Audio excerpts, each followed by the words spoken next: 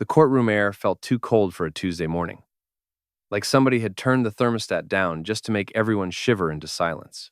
I sat at the table with my hands folded so tightly my knuckles looked like little white stones, and across the aisle my stepson sat with his jaw clenched, wearing a suit that didn't quite fit his shoulders like he'd borrowed confidence off a hanger.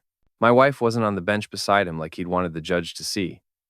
She was represented, because her health wouldn't let her do what he'd tried to force her to do. And when the judge finally looked up from the paperwork, the rustle of pages sounded like thunder in a room that wasn't even big. The judge cleared his throat, adjusted his glasses, and started reading the decision in a voice so even it made the tension feel louder. I could hear someone behind me quietly tapping a pen against a legal pad, steady as a heartbeat. I glanced just once at my stepson, and the look on his face told me he was already trying to calculate the next move. This was the day my stepson tried to erase me from my own marriage. The judge paused on a paragraph, and that pause carried weight. Then he said something that made my stomach flip, like I'd missed a stare.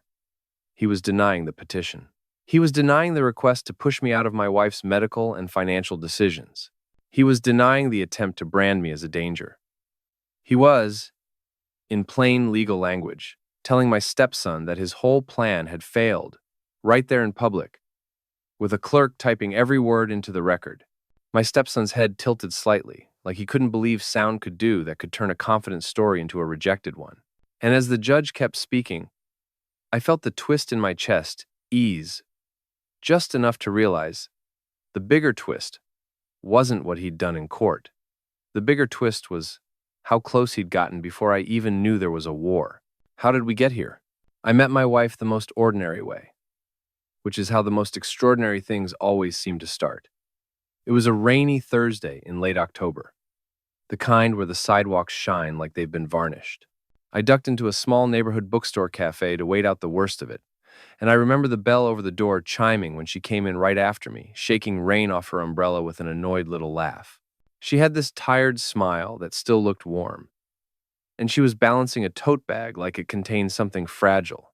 She caught me staring at the display of mystery novels like I was trying to solve one by sheer intimidation, and she said, "If you're looking for something good, don't pick the one with the shirtless man on the cover, unless you're into that." I laughed so hard I snorted, which is not a dignified first impression. I tried to recover by saying something smooth, and what came out was, "I'm mostly into dry covers. Like, not wet, because rain." I wanted to crawl into the nearest shelf. She smiled anyway. Dry covers. Got it. That was her. She made space for imperfect moments. She made them feel human, instead of embarrassing. We ended up sharing a small table by the window because the place was crowded. And within 10 minutes, I learned she liked her coffee with too much cream, hated small talk, and had a teenage son at home who was all elbows and opinions. When she said she had a son, she said it casually, but I noticed how her eyes shifted for half a second, like she was measuring how I'd react. I didn't flinch. I told her the truth. I respected people who were already building a life when love found them. I didn't say it like a line. It was just what I believed. Her son, my stepson, was named Ethan. The first time I met him, he was polite in that clipped, formal way that teenage boys use when they're trying not to show what they feel. He shook my hand, looked at my face, like he was searching for something he couldn't quite identify, and said, "Nice to meet you." I said, "Nice to meet you too, Ethan. Your mom tells me you're good at soccer." He shrugged. "I'm fine." He wasn't hostile at first. He was distant, like a cat that had been moved to a new house and didn't trust the furniture yet. I tried to bond with him the way I wish someone had tried with me at that age, gently, without forcing it. I showed up to his school events. I brought his favorite chips when his mom told me he'd had a rough day. I tried conversations in the car where I didn't interrogate him. Just let confirmations and grunts count as progress. I even bought him a stupidly expensive set of wireless earbuds one Christmas, because I'd overheard him telling his mom his old ones were trash. He looked at the box, then at me, and said, "Thanks." I waited for something else, maybe a smile, maybe a crack in the wall, but the wall stayed up. His mom kissed my cheek and whispered, "That was kind." Like kindness was a language she wanted our house to speak. When we got married, I thought the hardest part would be the logistics. Blended families are like two different radio stations, trying to share one speaker. They're static until you find the right setting. After the wedding, Ethan's politeness stayed, but it turned colder. Not openly rude, just controlled. He watched me the way you watch someone holding something you're afraid they'll drop. Sometimes I'd come into the kitchen and he'd already be there, leaning on the counter, arms crossed, talking to his mom in a low voice. The second I walked in, the conversation would stop. It was never dramatic. It was just a little silence that made me feel like I'd stepped into a room I wasn't meant to enter. I told myself it was normal. Loyalty, conflict. He had a father out of the picture in a way that still left a shadow. Ethan wasn't replacing anyone in his mind. He was defending a space he thought was being invaded. And my wife, my sweet wife, tried to keep peace like it was her second job. "He'll come around," she'd say, rubbing her temple the way she did when she was tired. "Just keep being you." So I did. I kept being me. I kept showing up. The first real shift didn't come from a family fight. It came from a diagnosis. It was a Monday in early spring, the kind of day that looks too bright to carry bad news. We were in a fluorescent-lit doctor's office that smelled like hand sanitizer and those thin paper coverings they put on exam chairs. My wife sat on the edge of the seat, swinging one foot slightly like she wanted to kick the fear away. I held her hand so tight I could feel her pulse under my thumb. The doctor spoke gently, but the words didn't land gently. The illness had a name that sounded clinical and distant, like it belonged to someone else's life. But it didn't. It belonged to ours. It meant her memory would get foggier in patches. It meant some days she'd be sharp, and some days she'd be scared. It meant decisions would start slipping from her hands like soap. At first, we managed. I made lists. I labeled drawers. I set alarms on my phone for medications, little chimes that became the soundtrack of my days. I learned which foods she could still tolerate when her appetite changed. I figured out how to talk to doctors without sounding frantic. I learned to be calm in rooms where my heart was screaming. And that's when Ethan started visiting more. At first, I was grateful. I wanted him involved. I wanted him to feel like he wasn't losing his mom alone. He'd show up with groceries, often the wrong kind. But it was the gesture. He'd bring flowers and put them in a vase like he was staging a photo. He'd sit close to her on the couch and hold her hand, staring at me like I should be grateful for his presence. He started framing himself as her protector. "I'll handle it," he'd say when the phone rang, and it was the pharmacy. "I'll talk to the doctor," he'd say if I mentioned an upcoming appointment. One afternoon, I was at the kitchen table paying bills, the calculator app open on my phone, when Ethan walked behind me and glanced at the numbers. He stopped like he'd smelled something bad. "How much is that?" he asked. "It's the copay," I said, keeping my voice even. "And the home health visits." He made a small sound in his throat. "That's a lot." "It is," I admitted, "but it's necessary." He leaned his hands on the back of my chair, too close. "Mom shouldn't be making decisions when she's like this." I turned my head slowly. "She's still my wife." He held my gaze. "She's still my mother." That was the first time it felt like a line had been drawn instead of a bridge being built. The isolation started so quietly, I almost missed it. Ethan would help by taking calls from relatives and giving them updates, but somehow the updates made me sound incompetent. He'd speak in that calm, concerned tone that makes people believe the worst because it sounds so reasonable. "She's not doing great," he told my wife's sister once, loud enough for me to hear from the hallway. "He's overwhelmed." I wasn't overwhelmed in the way he meant. I was tired. I was grieving in advance. But I was present. I was doing the work. The problem was that Ethan had learned something important. If you say something with concern, people don't question it. He criticized my decisions in front of her too. Subtle. Always subtle. "Are you sure that's the right medication schedule?" he'd ask, eyebrows raised. while my wife watched us like she was trying to remember which one of us was safe. "Why is she eating that?" he'd ask when she had a bowl of soup I made the way the dietitian recommended. "Is it really necessary for her to stay at home?" he'd ask, as if our home wasn't the place she'd built her life. He started suggesting to others that I was confused, not coping, too stressed.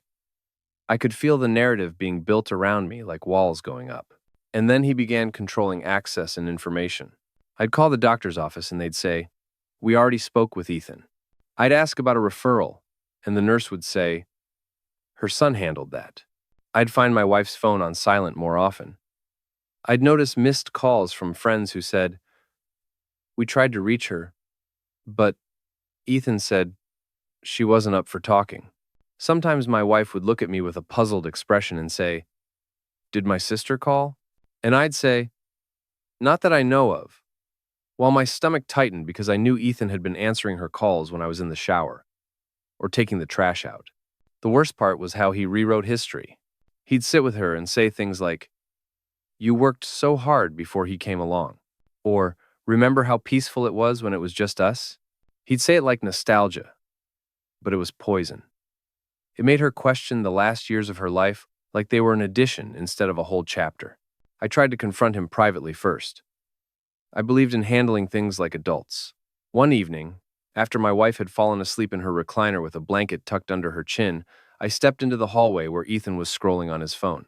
The house smelled faintly of lavender because I'd started using those little plugins to make it feel calm. "Ethan," I said softly, "we need to talk." He didn't look up. "About what?" "About you telling people I'm not coping." He finally lifted his eyes. They were flat. "I'm telling the truth." I kept my voice controlled. "You don't get to build a case against me in my own house." He gave a tiny laugh, humorless. "Case. Interesting word choice." "I'm her husband," I said, and the words felt like a shield I had to hold up constantly. He put his phone in his pocket and stepped closer, like he wanted me to feel his space. "And she's vulnerable. So maybe stop acting like you own her."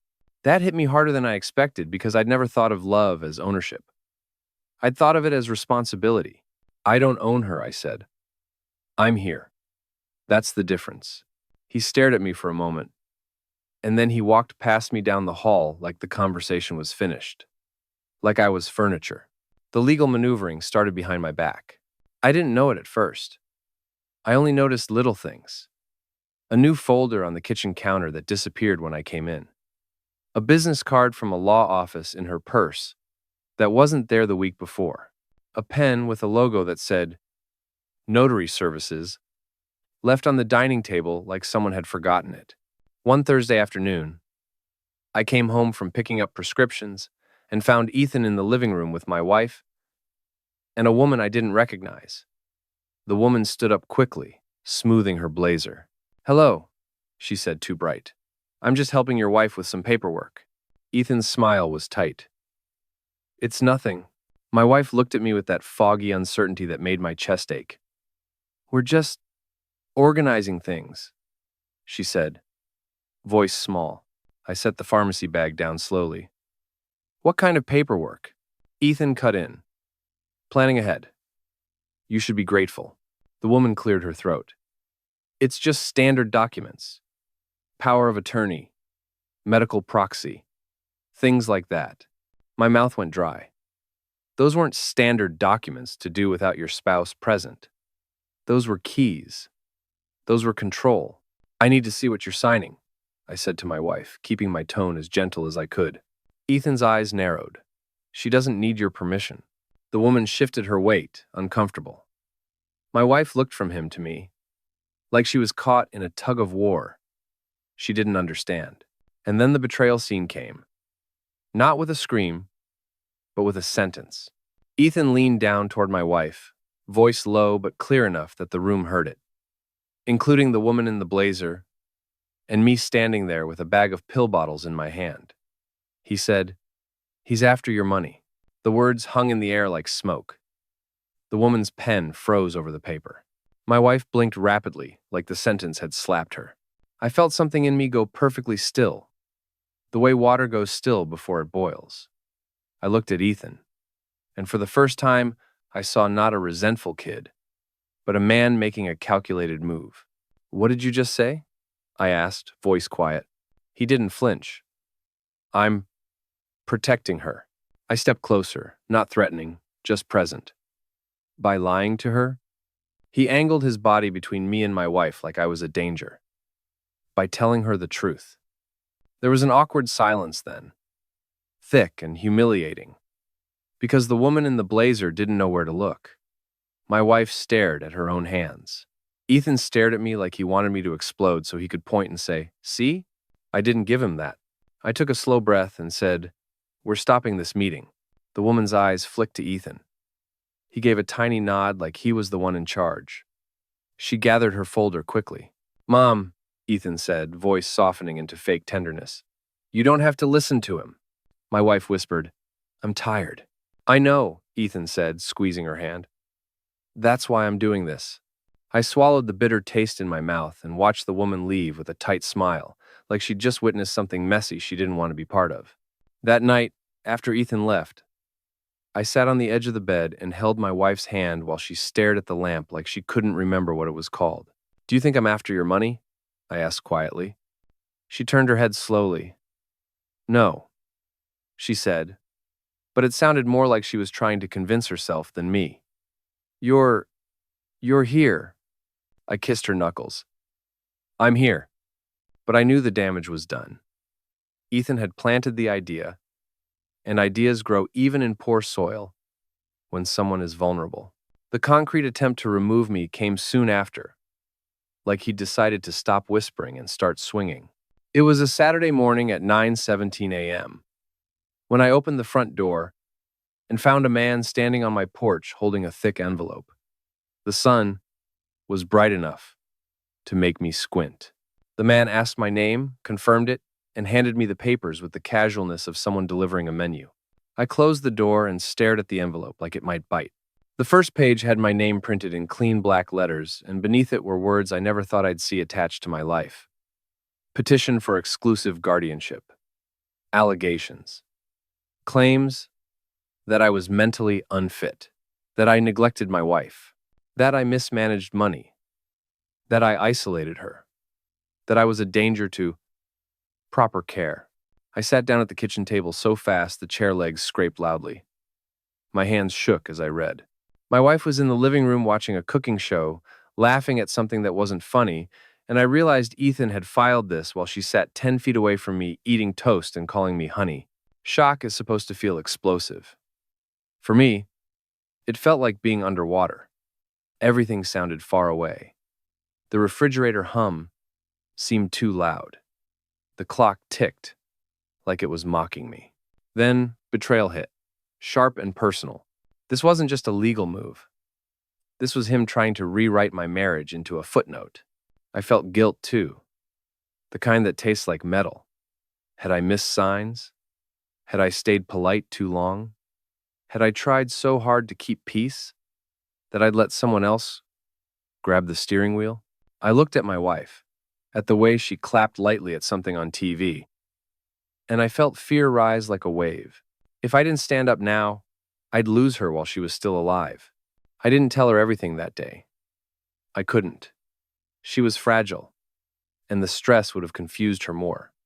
But I did tell her I had to talk to a lawyer. "A lawyer?" she repeated, frowning. "Did we do something wrong?" "No," I said softly. "Someone else did." Finding legal help felt like admitting my life had become something I didn't recognize. I searched for elder law and family law attorneys late at night while my wife slept, the glow of my laptop making the room look ghostly. I chose one with good reviews and a reputation for handling guardianship disputes. Her name was Marlene, and her office smelled like coffee and lemon cleaner. She wore glasses on a chain and spoke with the calm authority of someone who'd seen families tear each other apart over paperwork. She read the petition slowly, lips pressed together. "He's going for exclusive guardianship," she said.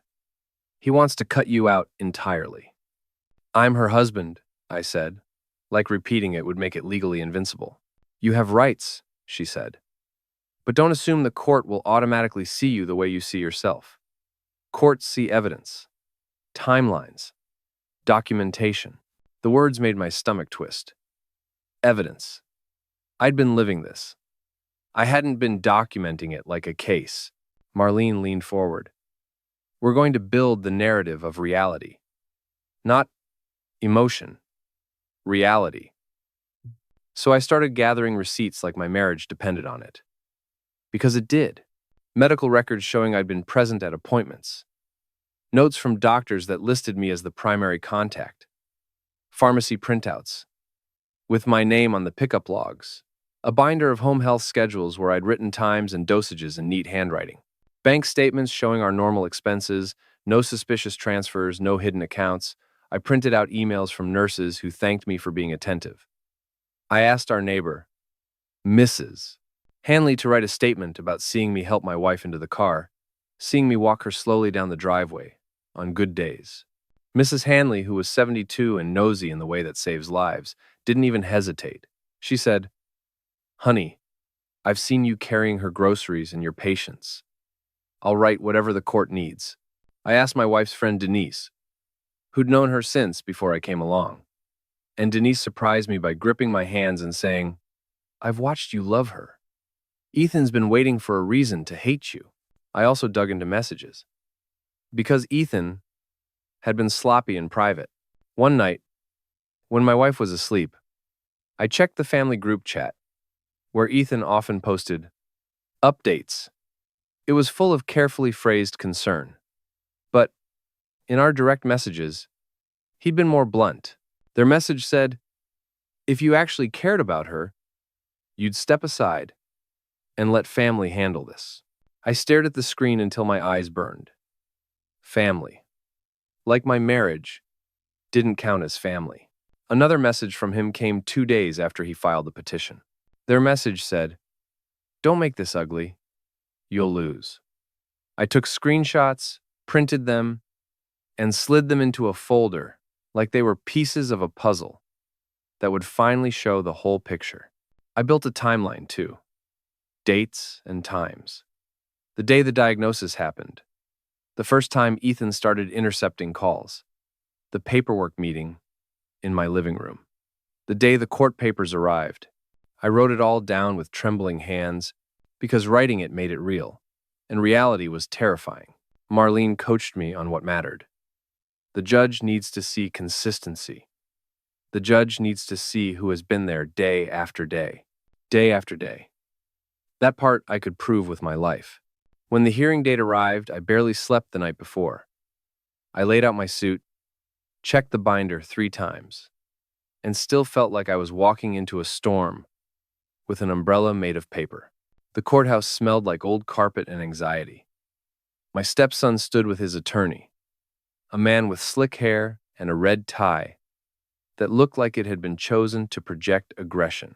Ethan looked at me with a calm face, but his knee bounced slightly. I noticed because I'd learned to read him like weather. Inside the courtroom, the judge listened to competing stories like he was sorting through boxes. Ethan's attorney spoke first, painting me as unstable, neglectful, controlling. He used words like concern and safety and best interests. And every time he said them, Ethan nodded slightly, like a concerned son in a commercial. Then Ethan took the stand. He looked at the judge with wide eyes and said, my mother's condition has gotten worse, and he pointed at me like I was a stain. Can't handle it. He forgets things. He gets frustrated. He isolates her. He doesn't let her talk to us. It was almost impressive how smoothly the lies came out. He talked about financial irregularities, about me changing her medication schedule, about strange behavior. Marlene stood to cross-examine, and I felt my heart pounding in my ears. Ethan, she said, voice level. How often did you visit your mother before her diagnosis? He hesitated. I was busy. Work. How often? Marlene repeated. Maybe, he said slowly. Once every couple weeks. And after her diagnosis? Multiple times a week, he said quickly, like he was proud. Marlene nodded. So, your increased involvement began when she became medically vulnerable. He frowned. I stepped up. Marlene held up a document. You also contacted an attorney about power of attorney and medical proxy, correct? Yes, he said, because someone had to. Did you invite her spouse to those meetings? Marlene asked. Ethan's jaw tightened. No. Why not? Marlene pressed. He looked at the judge. Because he would interfere. Marlene let a beat of silence hang. It wasn't dramatic. It was surgical. Then she asked, do you have any proof that he mismanaged her money? Ethan blinked. There were bills. Marlene lifted a binder. We have bank statements. We have receipts. We have medical invoices. We have a consistent pattern of expenses related to her care. Do you have anything beyond your feelings? Ha! His face flushed. He's not her blood. And there it was. The real motive. Slipping out. When it was my turn to testify, my mouth felt dry. But my voice came out steady. I didn't insult Ethan. I didn't cry. I just told the truth, confirming details like I was reading my own life back into the record. I wake up at 6:30 a.m., I said. I make her oatmeal with sliced banana, because it's easiest for her to chew. I set her pills out in a weekly organizer. I drive her to appointments. I keep notes for the doctors because she forgets what she wants to ask. I sit with her when she gets scared at night, because she wakes up and doesn't know where she is. I saw Ethan's attorney roll his eyes slightly, and I kept going anyway.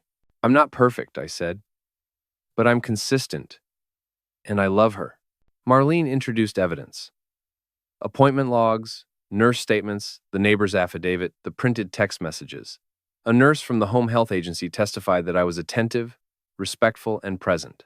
A social worker stated there was no evidence of abuse or neglect, and that Ethan's reports had been inconsistent with observed reality.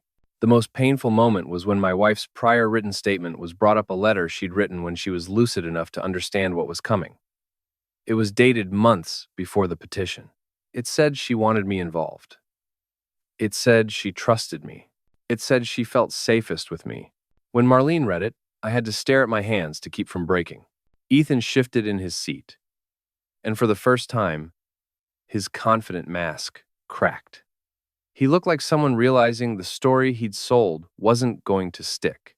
In the cross-examination, Marlene asked about timing. Why now? Why those documents? Why the sudden urgency? Ethan's answers got messy. He contradicted himself about dates. He claimed he'd always been involved, and then admitted he didn't know the names of my wife's medications. He said he was concerned about her house being unsafe, then admitted he hadn't been there during the nights when she wandered, and I stayed awake listening for footsteps. The judge watched him carefully. Expression unreadable. Judges are trained to be stone. But I could still feel the shift in the room when Ethan's narrative started to crumble under the weight of details. When the judge finally spoke, it was like the courtroom exhaled all at once. He noted the lack of solid evidence against me. He pointed out the strong, consistent proof of my involvement. He acknowledged the pattern of Ethan, trying to centralize power and isolate decision-making. He emphasized honoring the marital relationship and respecting my wife's earlier expressed wishes. Then he delivered the ruling. The petition for exclusive guardianship was denied. My legal standing as spouse in medical decisions was affirmed. My involvement in financial decisions related to her care was confirmed. The court established boundaries around Ethan's interference, requiring transparency and communication through proper channels rather than private control. I glanced at Ethan, and I saw it land. The judge was not buying his performance. But the moment that stayed with me wasn't the legal language. It was the judge looking directly at Ethan and saying, in plain terms, that guardianship isn't a prize to win, and vulnerable adults aren't assets to manage. He warned him, politely but firmly, that the court would not tolerate manipulation, disguised as concern. The hearing ended with the shuffle of chairs and the murmurs of people who were suddenly allowed to speak again. Outside the courtroom, Ethan's attorney leaned toward him and whispered harshly, and Ethan's face went stiff with humiliation. People saw. The clerk saw. The nurse saw. My wife's sister saw, standing behind me with watery eyes. Ethan looked at me like he wanted to say something sharp, something final, something that would salvage his pride. I didn't let him pull me into it. I walked down the hallway with my binder held against my chest like armor. And when Ethan finally stepped in front of me near the exit, I stopped. He hissed, "You think you won." I looked at him, and I felt something surprising. Not triumph, but grief. Because I had wanted peace. I had wanted family. And now we had court orders. Instead, I kept my voice level and said, "I'm not fighting you. I'm fighting for her." He stared at me for a long moment, jaw working. Then he stepped aside. It wasn't surrender. It was forced retreat. In the weeks after the ruling, relief and sadness lived in the same room with me. Relief that I hadn't been erased. Sadness that it had come to a courtroom war with someone who, on paper, was my family too. I set boundaries immediately, because the court had given me clarity, and I wasn't going to waste it. Ethan couldn't drop by, unannounced anymore. Visits had to be scheduled. Communication about medical decisions went through me, and, when needed, through the care team. No more private lawyer meetings. No more disappearing paperwork. No more "I'm protecting her" while pushing me out. At first, Ethan tested the boundaries like a kid testing a fence. He'd show up early. He'd call repeatedly. He'd try to corner my wife when she was confused and ask leading questions. One afternoon, he came into the kitchen while I was making soup, and he said, "Mom told me she wants me to handle things now." My wife was in the living room humming softly to herself, staring at a photo album. She hadn't said anything like that. I set the spoon down slowly, wiped my hands on a dish towel, and turned to him. That's when I used the line that had become my anchor, the one I practiced in my head whenever I felt myself being pulled into his chaos. I kept my voice steady and said, "I'm not going to argue. If you have concerns, you can put them in writing and send them through our attorney." He blinked like he hadn't expected calm. He wanted anger. He wanted drama. Calm gave him nowhere to hook his claws.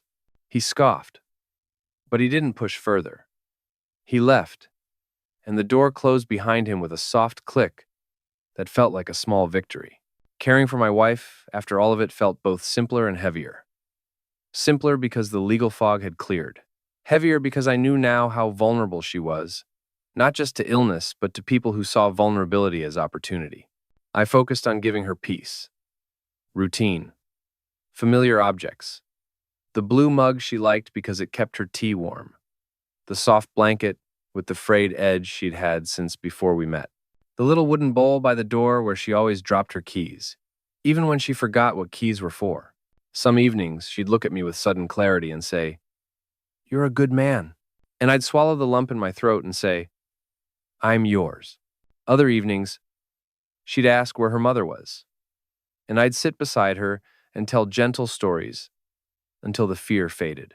Ethan didn't disappear entirely. He tried, once, to apologize in a sideways way. He showed up with a store-bought pie and said, "I just want what's best for her." I looked at the pie and almost laughed, because it was the exact flavor my wife hated. Cherry. She always said it tasted like cough syrup. It would have been funny if it hadn't been so revealing. I said, "If you want what's best for her, learn what she actually likes." He stood there, embarrassed, holding the pie like evidence he didn't know her the way he claimed. There was a small, awkward silence where neither of us knew how to move without admitting something ugly. Finally, he muttered, "Whatever," and left the pie on the counter anyway. I threw it out later, quietly, because my wife didn't need to see it and wonder why her son brought her something that made no sense. What I learned from all of it is the kind of lesson you don't want but you carry anyway. Marriage is more than a legal term. It's the history of shared mournings and shared grief. The way you learn each other's patterns. The way you show up when it's inconvenient. The way you hold someone steady when the world tilts. Illness reveals who stands by you, and it also reveals who sees illness as a loophole. Stepfamilies carry old loyalties like invisible luggage. You can love a child who never fully accepts you and still protect your spouse from that child's resentment. Love doesn't mean letting someone bulldoze your life because they share DNA. And the legal system, cold as it felt, can see through manipulation if you bring proof. Not feelings. Proof. Documentation matters. Tim confirming your story with facts matters. If I'd started documenting earlier, Ethan would have had less room to build his false narrative. If I could speak directly to anyone living something similar, I'd tell them this: don't ignore early signs of control or isolation. Don't let someone else become the gatekeeper to your spouse's world. Get legal advice early, even if it feels dramatic. It's not dramatic to protect someone vulnerable. It's responsible. And don't be ashamed to fight for your place. Love sometimes means going to court to defend the person you promised to protect. Now, when I think back to that courtroom moment, the judge's voice, the tension, Ethan's stiff posture, I don't feel triumphant. I feel sober. I feel grateful. I feel exhausted. But I also feel something solid under my feet.